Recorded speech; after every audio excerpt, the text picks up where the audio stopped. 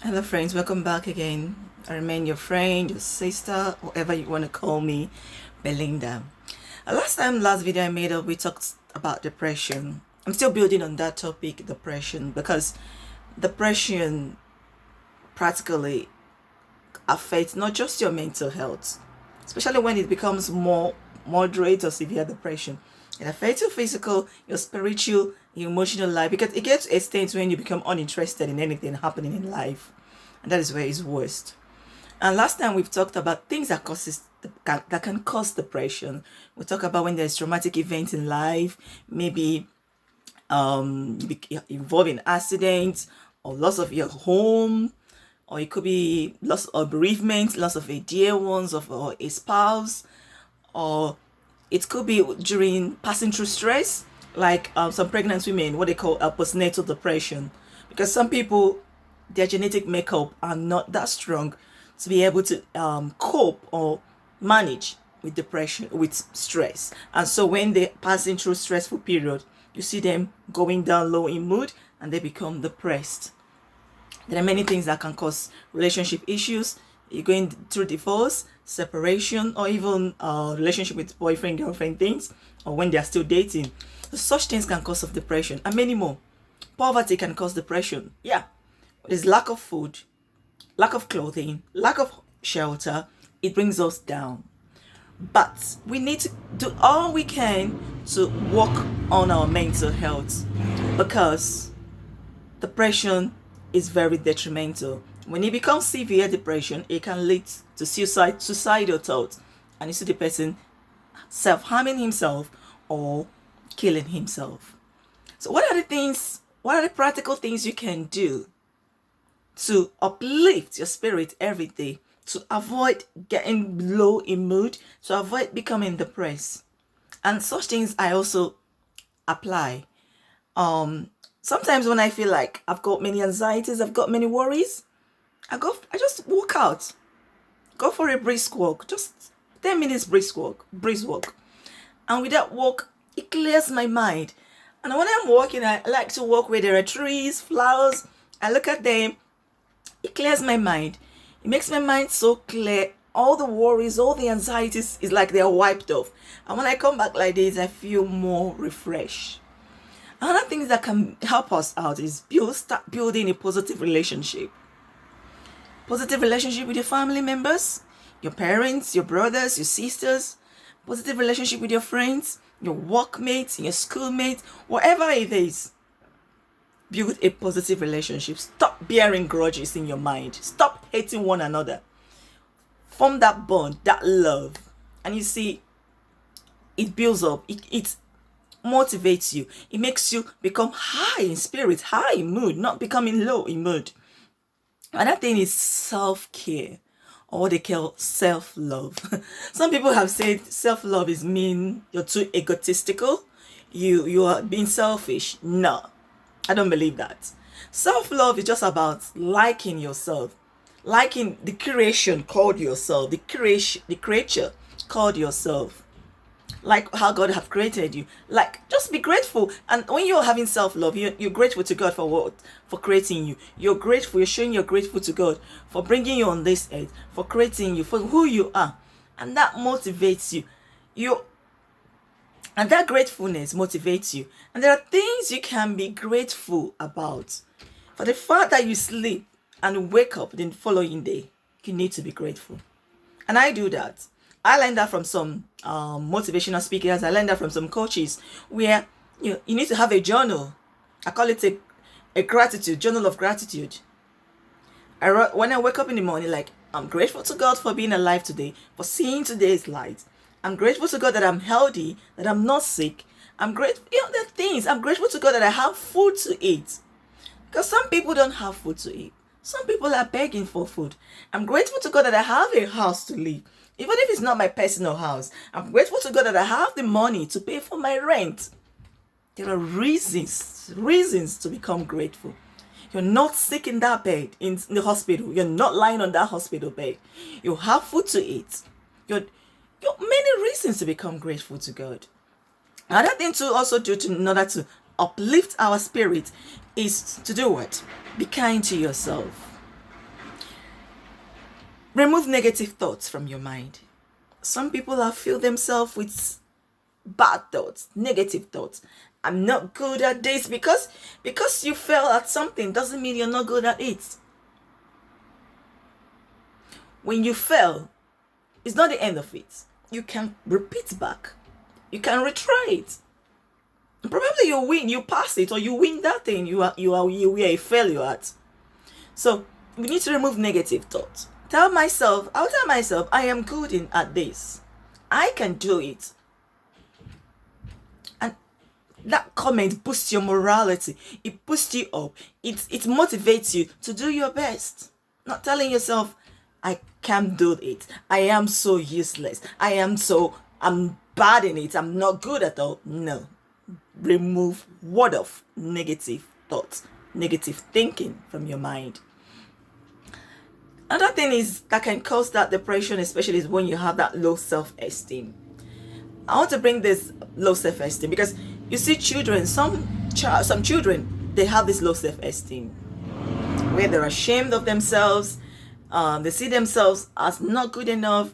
They see themselves as incapable or unable to do things. And basically, most of them or some of them are because our parents contributed or caused it.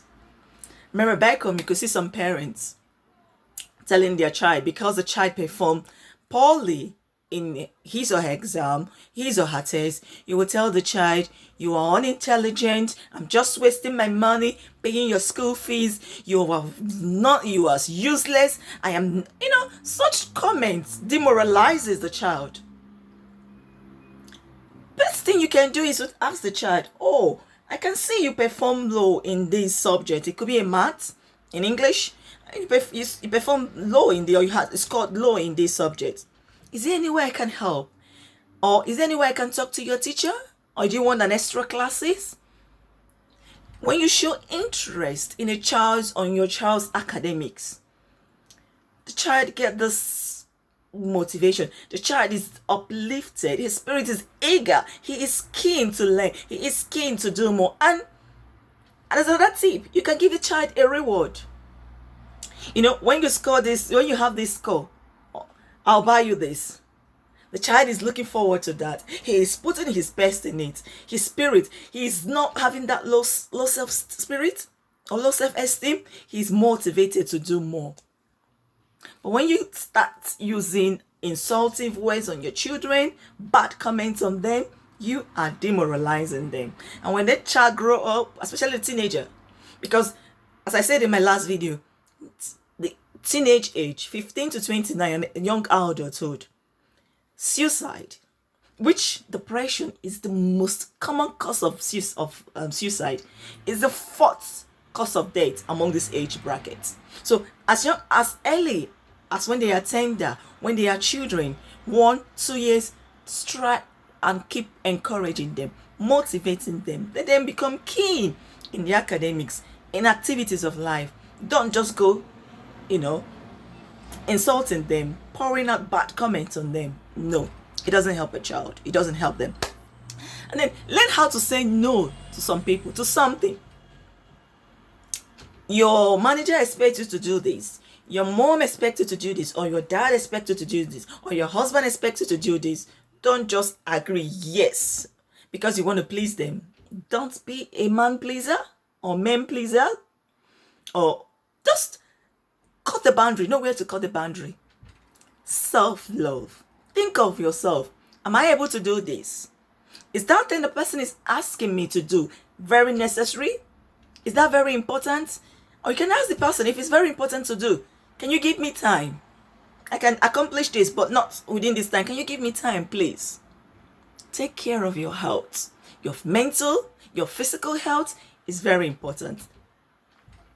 Another thing you can do also is start a challenge today. Challenge yourself today. It could be just to have a brisk 10 minutes walk.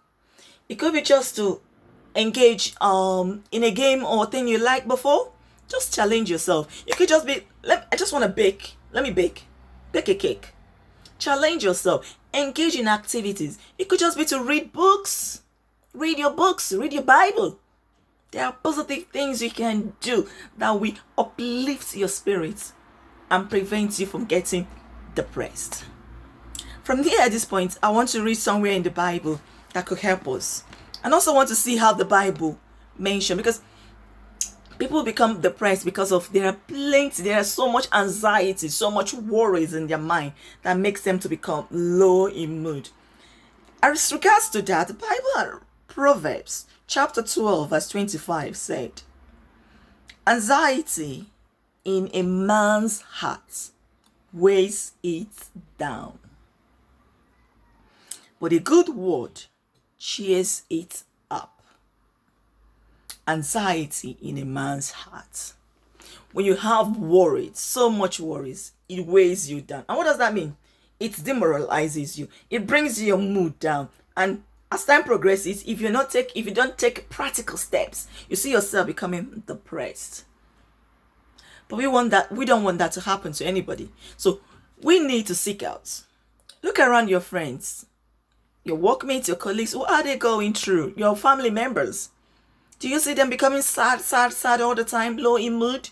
You need to pour out, say just a word of encouragement, just a word of laugh, and just something to put a smile on their face.